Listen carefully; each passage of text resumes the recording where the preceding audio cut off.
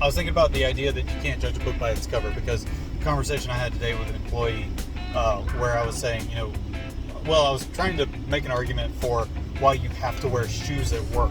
But if you're walking around the office, I do actually expect you to have shoes on, right? Like, that's a not unreasonable assumption of mine, I think. And just like, I don't think that you should come to work in pajamas, right? Like, because to me, it's like a sign of self-respect, right? It's a sign of showing up for work, prepared, ready to do stuff, ready to take action, ready to make shit happen. If I show up in my pajamas with my breath smelling bad, I'm still in bed mentally, right? Like, that's unacceptable. That's unacceptable. You're not a go-getter. You're not getting anything done. You're just there to make that hourly thing. And it's a sign of the fact that you're going to do as little as possible to make your hourly wage.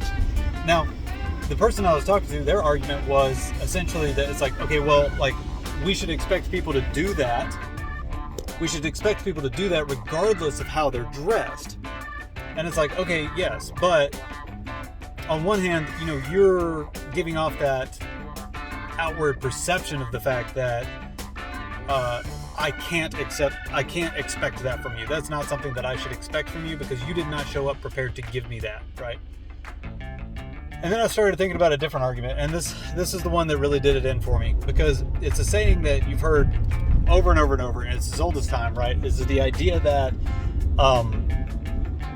you can't judge a book by its cover. Don't ever judge a book by its cover. You never know. And that's fucking bullshit. That's bullshit. You can definitely judge a book by its cover.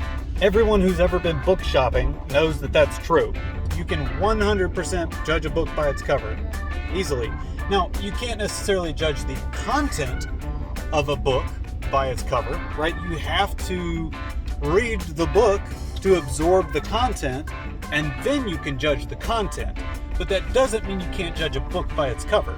You can judge how many times the book has been read by its cover. You can judge how well the book's been taken care of by its cover.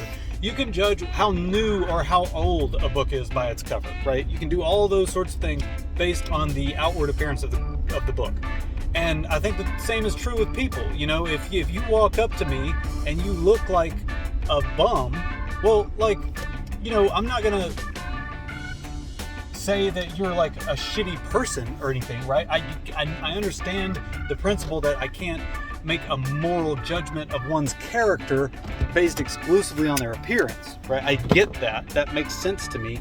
But let's also not lie to everyone and say that you can't make any sorts of value judgments or ascertain anything about a person visually. Obviously, you can ascertain things visually. We have eyeballs.